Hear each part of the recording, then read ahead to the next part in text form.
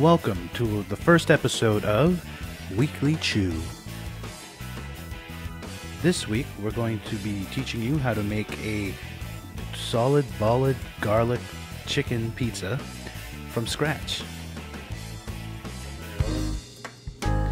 So we're going to start with our sauce, and we're going to start with a can of whole tomatoes.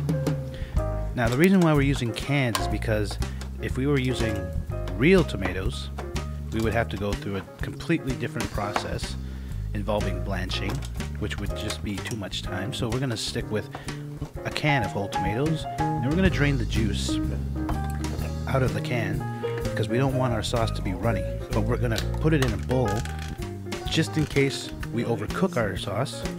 We'll have some juice to loosen it up.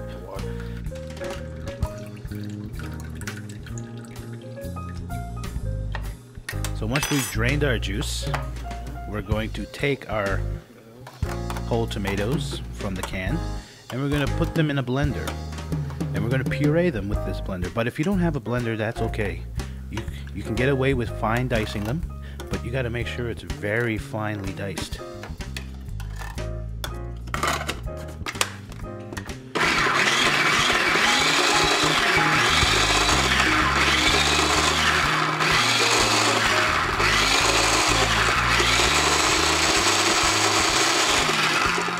So we're going to blend this, get it nicely pureed.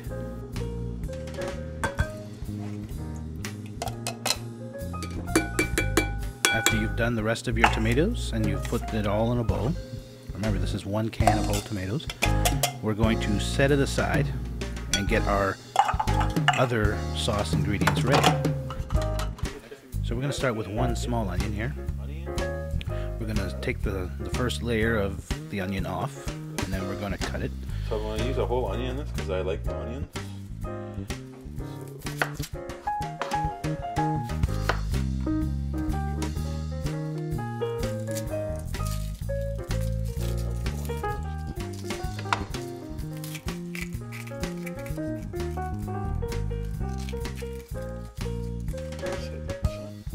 Now with the onion, you don't need to fine dice it. You know, just fairly diced, nice fair-sized pieces. Because what we're going to do is we're going to fry the onions by themselves first. We want to get them. We want to get the flavor out of the onion. Now some people might think a whole onion, yes, and it's going to help with the sauce.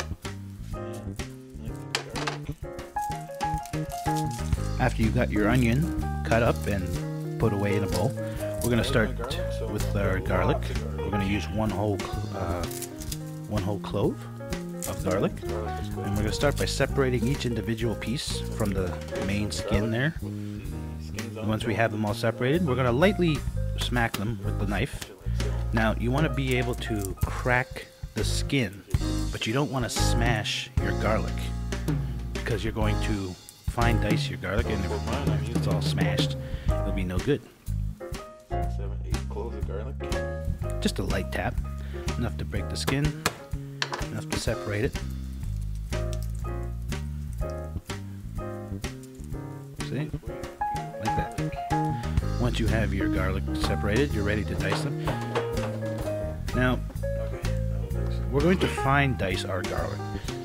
We're going to start off with just cutting them up, dicing them, but we're going to go for a second. After we get them all cut up like this, we're going to go for a second pass. We're going to get them even finer than this, because remember, this onion and these garlic cloves are going to be going in the sauce, so we want them to, so we really want their flavors to come out.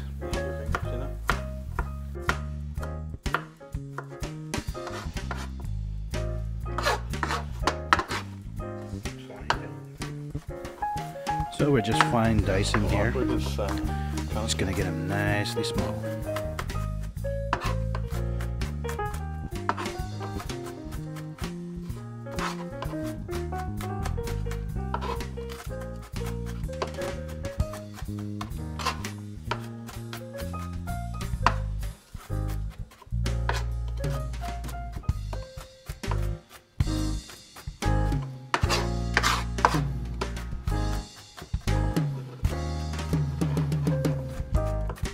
So now we're going to get some extra virgin olive oil, or just some regular olive oils.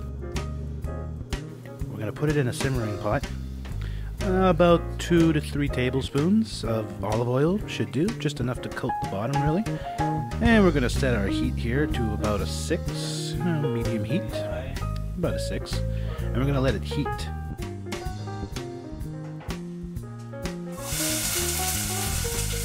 Hear that? That's what you want to hear. You want to give the oil enough time to heat up, but not burn. And once it starts to heat up, you want to dump in your onions here like this, and you want to give them a good mix, a good stir.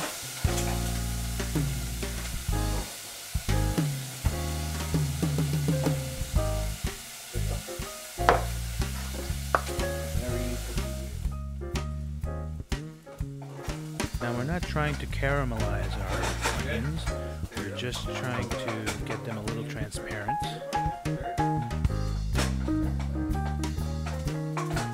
Once that happens, you just add in your garlic, your finely diced garlic, and you want to give it all a good stir. Now, once you add the garlic, it's only going to take about 15 seconds because you don't want to burn your garlic, otherwise it's going to give it a bitter taste, and you don't want that. So once we've added our garlic, we're going to add in our tomatoes, and we're going to give this all a nice good stir, mixing everything together.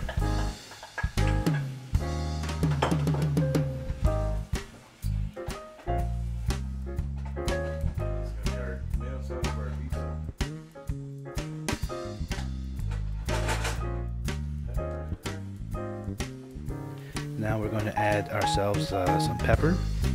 Now you're going to see a lot of this pepper in this show today. Pepper is good. We love pepper. So you want to give it a good mixture of pepper. About a half teaspoon of salt. Give it a good mix. Make sure it all gets nicely evenly distributed. That's looking good right now, isn't it? So now we're going to take about a half teaspoon of brown sugar.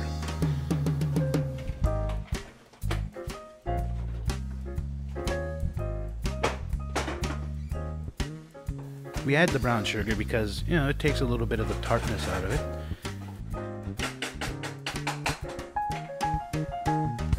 Next, we got ourselves a full tablespoon of basil. So we're going to take some basil and we're going to mix it all together.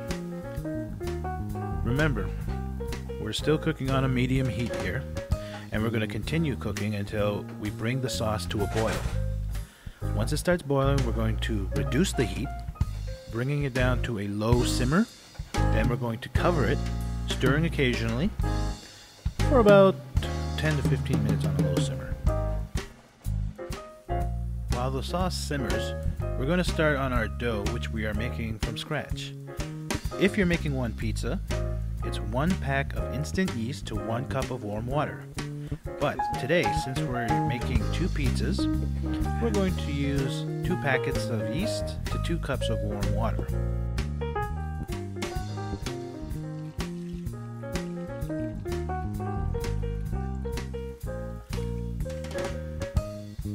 When they're together, you want to let it sit for 10 minutes before adding it to your flour.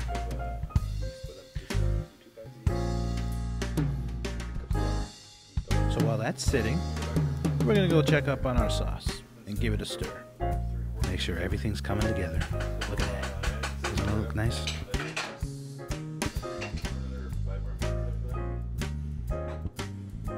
While we're waiting for our yeast to rise, we're going to start off with our chicken now. Now in a frying pan, we're going to turn it to, again, a medium heat. And we're going to use boneless, skinless chicken breast. Now you notice we have 3 packets of chicken breast for 2 pizzas. That's because we're going to use 3 breasts per pizza. If you were just cooking 1 pizza, you could get away with just 1 pack of 2. So what we're going to do here with our chicken is we're going to generously coat it with olive oil again. Give it a nice coat. Make sure every crevice is covered. And we're going to flip them around and do the same thing to the other side.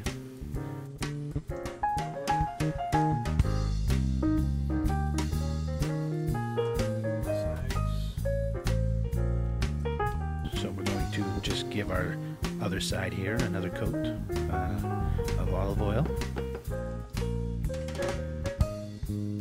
To complete this little coating, we're going to add some salt and pepper. You notice we're using black peppercorns and sea salt here, but if you just have regular ground pepper or regular table salt, it's fine too.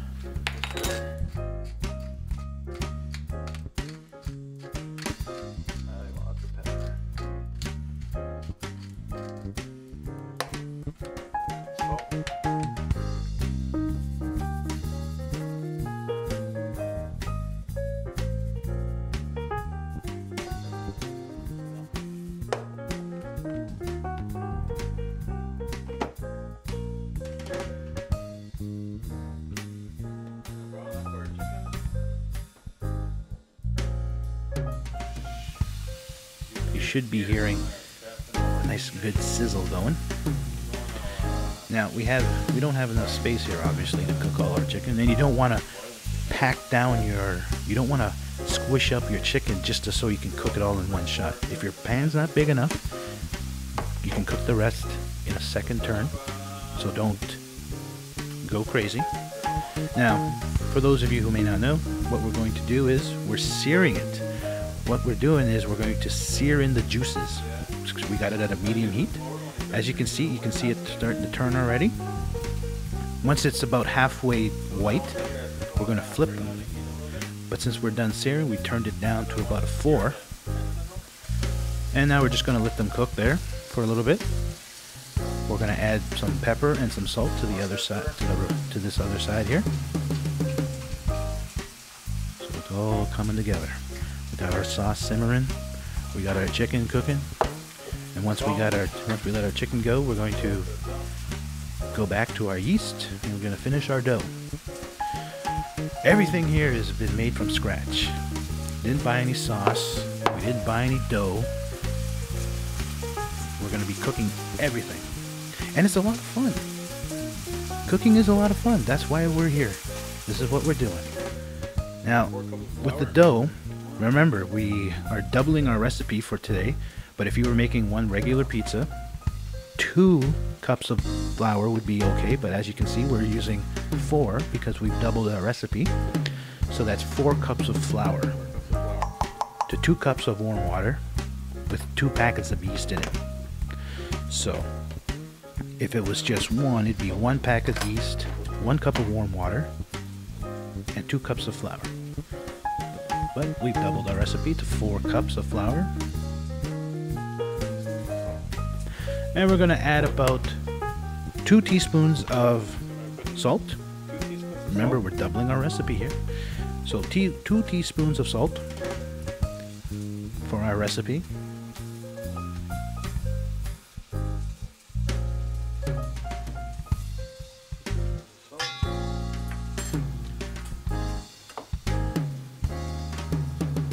So after we've added our salt, we're going to add 2 teaspoons of granulated sugar.